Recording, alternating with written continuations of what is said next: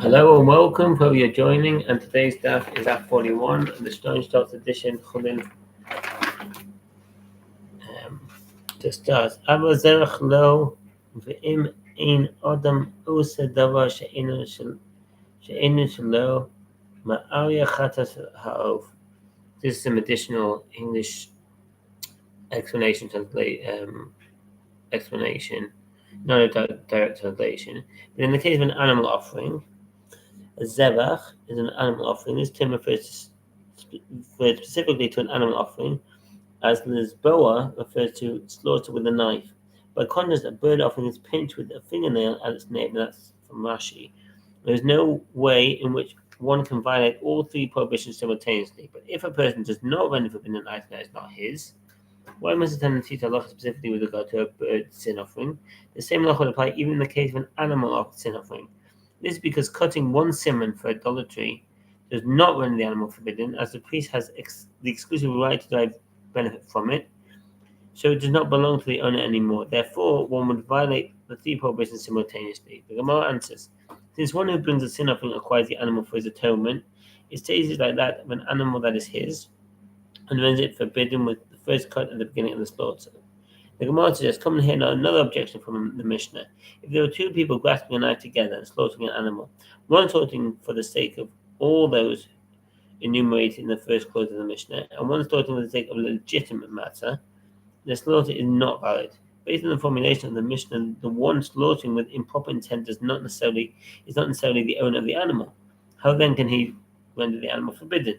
Apparently, one can render forbidden an item that is not his. The Gemara answers, what are we dealing with here? We are dealing with a case where the one with improper intent has a partnership share in the animal, so he is rendering his own animal forbidden. The Gemara suggests, come and have another objection from our Mishnah in Gittin 52b, with regard to one who renders another's food impure. So the footnote here, the sages penalize one who intentionally causes damage to the property of another that is not evident, e.g., he renders another's food richly impure, mixes to him with another's non-sacred produce, or pours another's wine as libation before an idol, by rendering him obligated to pay damages in full. If he did so unwittingly or under duress, he is exempt. The sages penalize only the one who does so intentionally. That's in the Rambam, Seif and Zichin, Hilchot Chabal Mazik 7.2-3, Shulchan Aruch Mishpat 385.1. And one who mixes to him with another's non-sacred produce, and one who pours another's wine as libation before an idol, if he did so unwittingly, b'shogeg is unwittingly, the one who rendered another's food impure did not realize that the owner was taking care to keep it pure. The one who poured a libation before an idol was unaware that pouring the wine would render it forbidden, or he was unaware that the wine belonged to another, says Rashi. The reason he is exempt is that he does so unwittingly, even though generally one is liable for unwitting damage, is because this is damage that is not evident. Liability for intentionally causing damage to others is not evident. That is not evident is a penalty imposed by the sages. He is exempt from payment of damages, even though he caused the other monetary loss. If he did so intentionally, he is liable to pay damages. Apparently, one can render forbidden an item that is not his.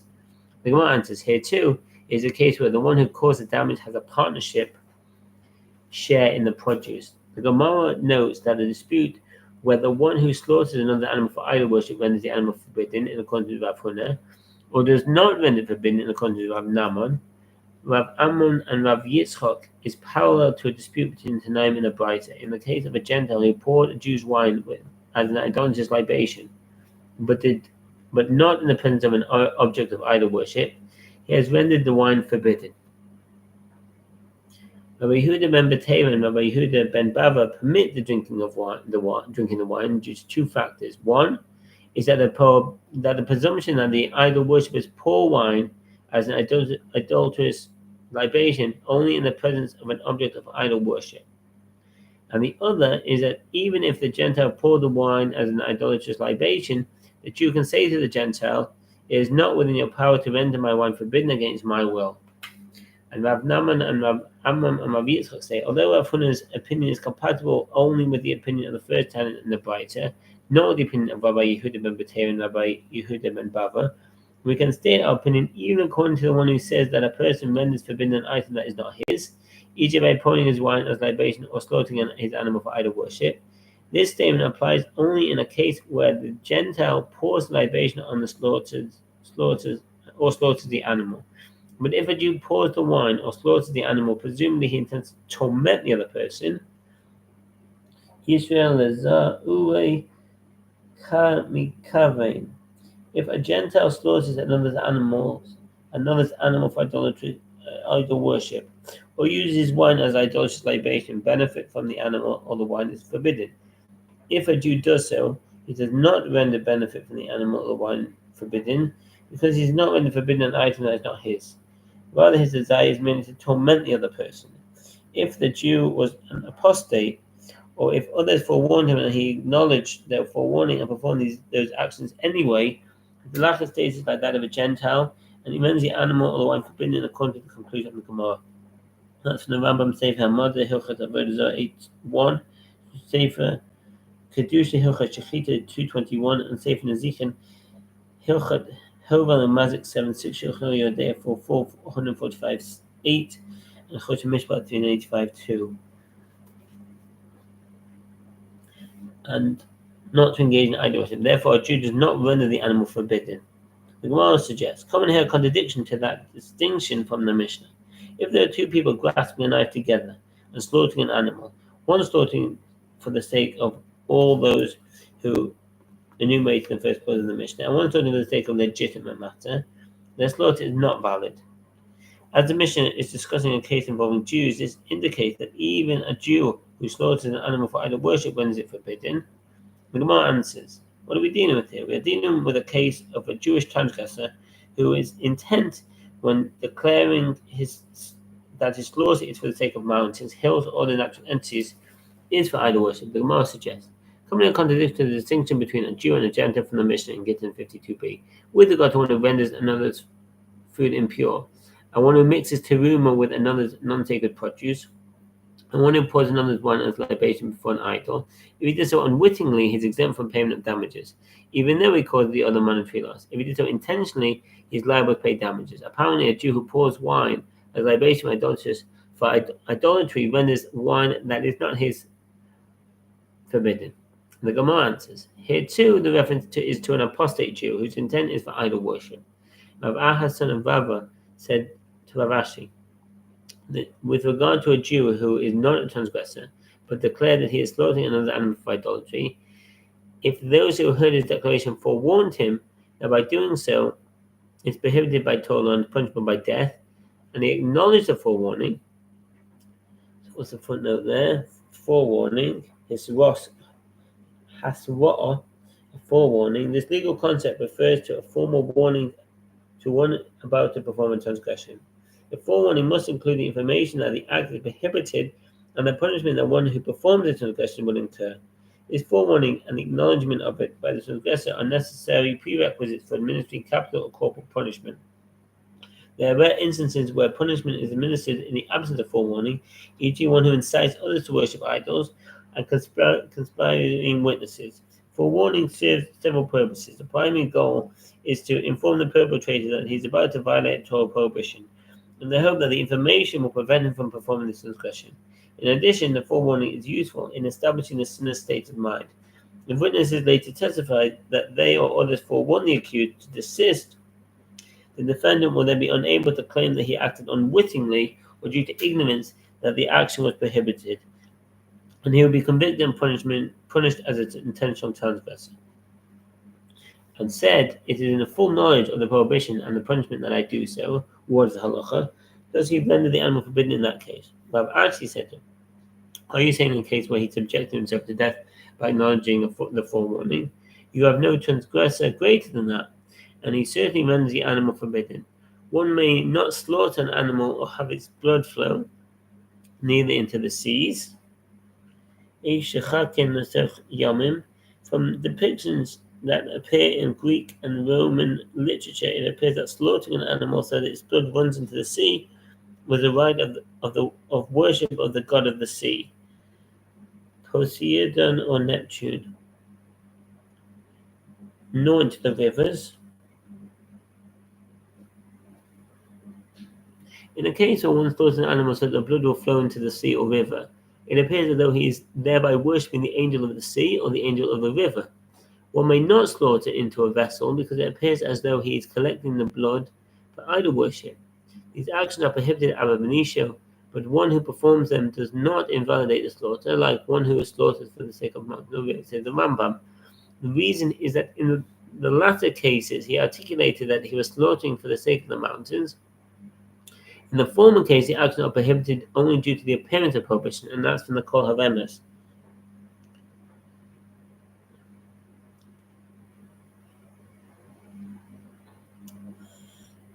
The other footnote.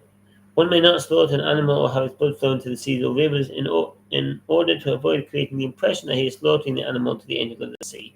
Similarly, one may not slaughter an animal and have its blood flow into vessels in order to avoid creating the impression that he is obtaining blood sprinkled in for idol worship.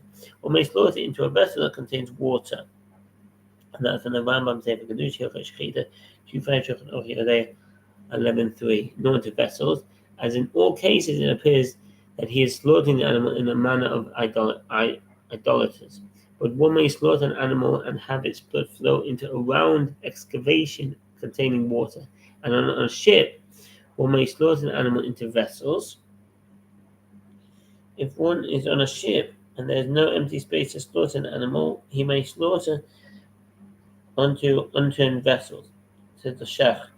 Alternatively, he may reach his hand over the edge of the ship and slaughter so that the blood runs down the side of the ship into the sea, and he need not be considered in accordance with the Mishnah and the Braita. And Sefer Kedusha Hilchot Shechita 2:6, Yodea 11:4, and as it is clear that his objective is to avoid sullying the ship. One may not slaughter an animal or have its blood flow into a small hole. There was an ancient custom to slaughter an animal so that the blood ran into a hole in the ground, dating back to the beginning of the Greek era. The blood would collect in the hole as a form of offering to the dead, as a manner of divination or necromancy in the ground at all. One may not slaughter an animal so that the blood will flow into a small hole in the ground, even inside a house. If one seeks to avoid sullying the house with blood, he may prepare a furrow or an incline near the hole, slaughter the animal there, and have the water flow into the hole. He should not do so in public, as he would appear to be emulating the idolaters. The halacha is in accordance with the Mishnah and the Braita. Rambam Sefer Kedusha Shechita 2:6, Yodea 12:1. The Gemara discussed the meaning of the term at all. The plain meaning of the Mishnah is that slaughter is forbidden even if there is hot water in the hole, in contrast to the case of slaughter into a round excavation where this is permitted.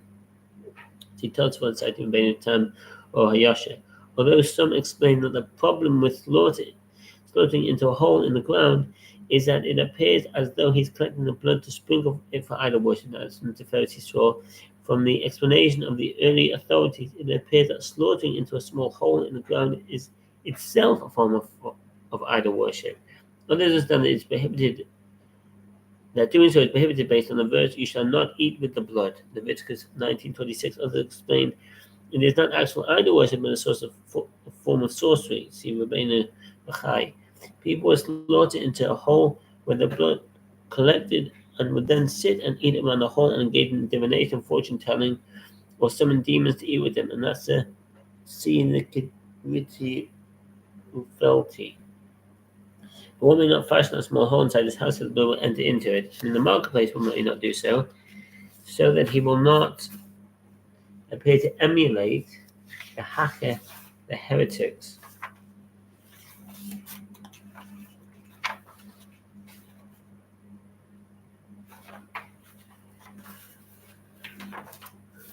What's this word, yechakeh? Emulate. Rashi explains that the source of this term is the biblical term for statute, a chok. As it is written, neither shall you follow their statutes. Chachaltehem. Leviticus 18:3. In several places, the sage employed this term in the modern sense of imitate or emulate. Other commentaries suggest the source of the term is the verb hakak, meaning drawing or description. Interesting. The Mishnah teaches, One may not slaughter an animal or have its blood flow neither into seas, nor into rivers, nor into vessels. One may slaughter an animal and have its blood flow into a round excavation containing water. The Gemara asks, what is different about slaughtering into seas? Is it that one may not perform it? As onlookers will say, he is slaughtering to the angel of the sea. If so, slaughter into a round excavation containing water should also be prohibited, as onlookers will say, he is slaughtering to his reflection, bavua. What's bavua? Linguists maintain that bavua is a variant form of the biblical term bavat ayin, see Zechariah 2:12, which means both pupil of the eye and child. Similarly, the Hebrew word ishon also means either pupil of the eye or small man ish. Bavua is similar to the Arabic word bubu, with both these meanings, and has parallels in other languages, e.g. the Latin pupa, meaning little girl, or pupilla, meaning a little orphan girl or pupil of the eye. The term bavua was used to refer to a reflection of a figure in one's eye, and then it became used more generally to refer to any reflection of an image, e.g. in water or mirror, which is also similar to idolatry. Rava said the Tanaim taught at halacha in the case of murky water. Ba'achurim shanu.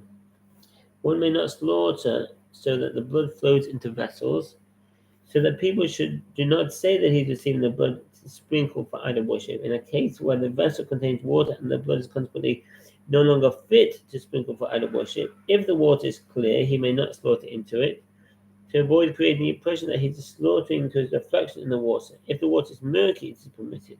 He may never slaughter into rivers or seas, even if their water is murky. So the Rambam Sefer Kedusha Hilchot Shechita 2:5, Or Yehudah 11:3, and the Shachter. The Gemara's response here that slaughtering is permitted in murky water applies only in the case under discussion of slaughtering into a round excavation containing water.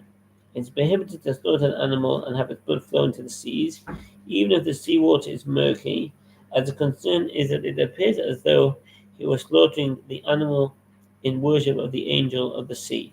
It's in the Kether Mishnah, in which no reflection can be seen. The Mishnah states, one may not slaughter an animal or have its blood flow into a small hole in the ground at all, but one may fashion a small hole inside his house so that the blood will enter into it. The Gemara asks, how is it permitted to slaughter and have the blood flow into a hole inside his house? But then you initially say that one may not slaughter an animal and have its blood flow into a small hole in the ground at all. Abai said, the first clause of the Mishnah, where there is a blanket prohibition against having the blood flow into a small hole, is referring to a small hole that is in the marketplace. Rabbi said to him, but isn't it so that from the fact that the latter clause teaches, and in the marketplace one may not do so, it may be inferred that in the first clause we are not dealing with the marketplace. Rather, Rabbi said that this is what the Mishnah is saying. One may not slaughter an animal and have it blood flow into a small hole in the ground at all. And one who wishes to clean his courtyard and ensure that it will not be soiled in blood, how does he do so? He fashions a place with an incline or furrow outside the small hole and slaughters the animal there, and the blood flows and descends into the hole. And in the marketplace, one may not do so that he will not appear to emulate the heretics. It is taught in a Braita, in accordance with the opinion of Rabbi, if one was traveling on a ship, and he has no place on the ship to slaughter an animal, he extends his hand with a knife, holds the head of the animal outside the walls of the ship, and slaughters the animal there, and the blood flows and descends down the sides of the ship. He may not slaughter an animal and have his blood flow directly into the sea, and one may not slaughter an animal and have his blood flow into a small hole in the ground at all. And one who wishes to clean his courtyard and ensure that it will not be sullied with blood, how does he do so? He fashions a place with an incline or furrow outside the small hole and slaughters the animal there, and the blood flows and descends into the hole. And in the marketplace, one may not do so, as is stated, neither you follow their statutes in Leviticus 18:3. And if he did so, he requires examination after his actions to ascertain whether he is a heretic. What does that mean? If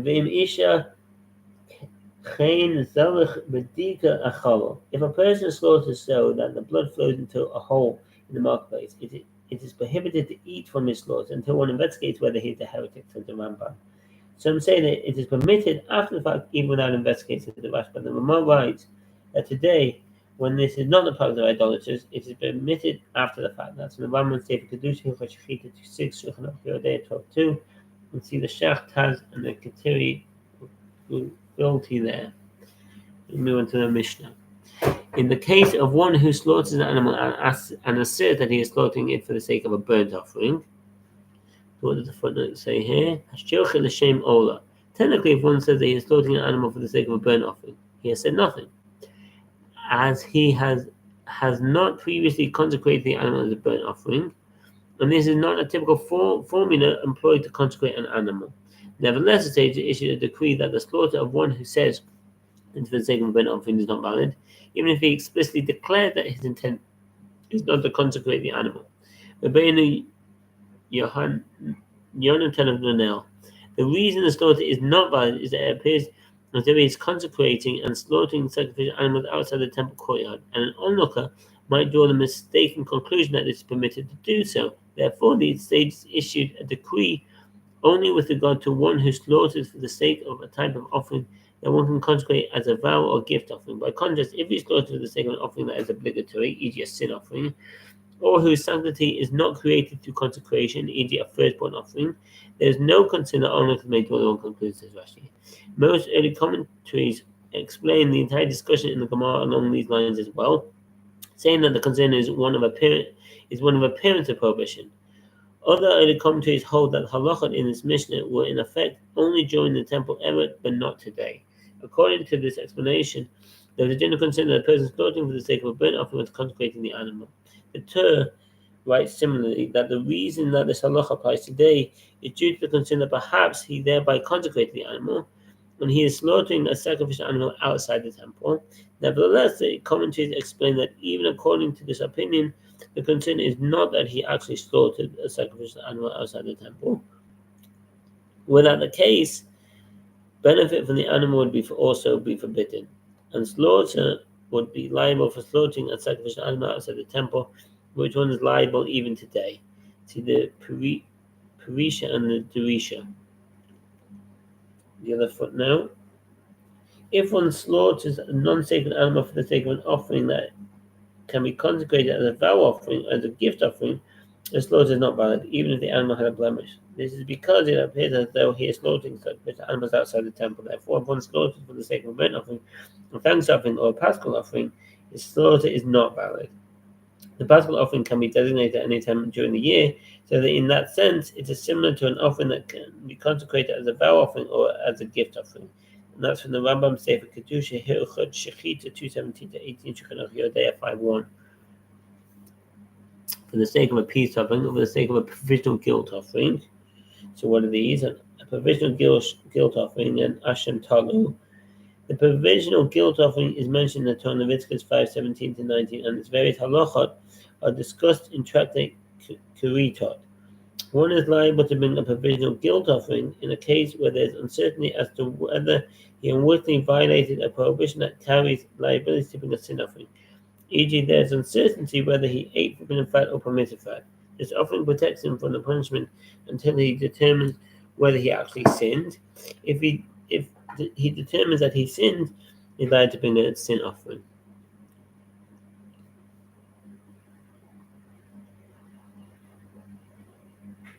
If one slaughters a non-sacred animal for the sake of provisional guilt offering, the slaughter is valid. The halacha is not according to the opinion of Rabbi Eliezer, with the opinion of the rabbis who hold that one may bring a provisional guilt offering only for uncertainty with regard to his liability to bring a sin offering.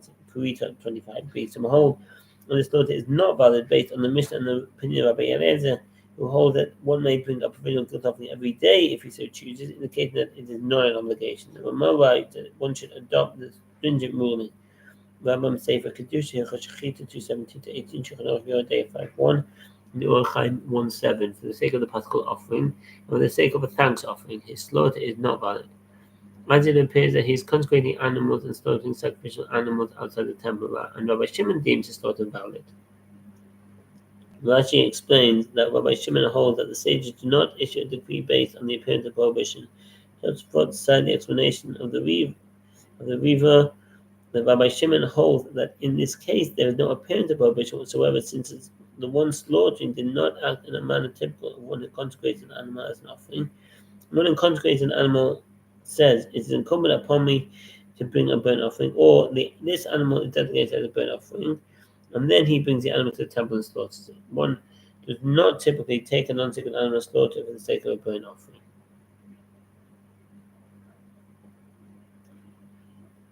What was I?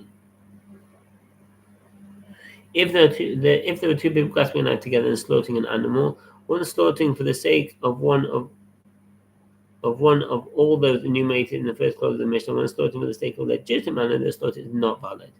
With regard to one who slaughters an animal for the sake of a sin offering, if one slaughters a non-sacred animal for the sake of an offering that cannot be consecrated as a vow offering or gift offering, e.g. a sin offering, a original guilt offering, a definite guilt offering, a firstborn offering, and an animal tithe offering, or a substitute for a sacrificial animal, the slaughter is valid. There are some who hold that he slaughtered it for the sake of a provisional guilt offering, and the slaughter is not valid. There are more rights that in this case one should adopt the string of with to show 5:1. Is slaughtered valid. All of these offerings may be brought only as obligations and not as gifts. Therefore, there is no concern that he consecrates the animals. This is the principle. For any item, i.e. offering, which is consecrated as a voluntary vow or gift, in the case of one who slaughters for its sake, the animal is forbidden. And for any offering that is not consecrated as a voluntary vow or gift, but is an obligation that is incumbent upon him, in the case of one who slaughtered for its sake, the animal is permitted. The Mishnah teaches, in the case of one who slaughters an animal and asserts he is slaughtering for the sake of a burnt offering, for the sake of a peace offering, or for the sake of a provisional guilt offering, for the sake of a possible offering, or for the sake of a thanks offering, the slaughter is not valid. This is because one who slaughters for the sake of any type of offering that is consecrated as a vow or as a gift renders the animal forbidden. The Gemara asks, is a provisional guilt offering fit to be consecrated as a vow or as a gift? The provisional guilt offering is brought only when one is obligated to do so due to uncertainty, whether or not he is liable to bring a sin offering. Rabbi Yochanan said, in accordance with whose opinion is this halacha in the Mishnah? Is in accordance with the opinion of Rabbi Elazar, who says in the Mishnah, Kurita 25a, a person donates a provisional guilt offering every day if he chooses, and then perhaps he violates a prohibition. The Gemara asks, is a Paschal offering fit to be consecrated as a vow or as a gift? The time is fit for its offering on Passover Eve, when bringing it is an obligation, and it may not be brought on any other day. Rabbi Yeshaya said the Paschal offering is different, since although the date for bringing the slaughtering it is the 14th of Nisan, its designation can be performed throughout the entire year. Rabbi Yanai says, the sages taught that the slaughter of an animal for the sake of an offering is valid only if the animals were unblemished. With regard to animals with blemishes, slaughter knows that they are blemished and disqualified from sacrifice. And therefore, despite his declaration, there is no concern that his actual intent was to slaughter the animal for that purpose. And Rabbi Yochanan says, slaughter of an animal for the sake of an offering is not valid even if the animals were blemished. If one slaughters non-sacred animal for the sake of offerings that can be consecrated as offerings or as gift offerings, the slaughter is not valid, even if the animals are blemished. And even if the blemish is in a conspicuous part of the animal, says the Shach, according to the opinion of Yochanan of Yerodei 5:1. Where was I? As well, and there are times that an item is cast over the blemish and covers it, and he does not know that the animal is blemished. The Mishnah teaches with regard to one who slaughters an animal for the sake of a sin offering, his slaughter is valid, and since one cannot voluntarily contribute a sin offering, there is no concern that the onlookers will draw the conclusion. Rabbi Yochanan says, the sages taught that slaughter of an animal for the sake of a sin offering is valid only with regard to a slaughterer who is not liable to a sin offering, but a slaughterer who knows that he is liable to bring a sin offering, If one slaughters an animal for the sake of a sin offering, the slaughter is valid. If it's known that he is liable to bring a sin offering and he states, I'm slaughtering this animal for the sake of my sin offering, the slaughter is not valid. The same halacha applies to one who is liable to bring a guilt offering. Some hold that in these cases, direct benefit from the animal is also forbidden. As in case of sacrificial animals slaughtered outside the temple, the Maharshal and the tax. In accordance with the statement of Rabbi Yochanan, Rabbi Abahu, Ram Sefer Kedusha, Hilchot Shechita 2:18-19, Shulchan Yodei 5:1.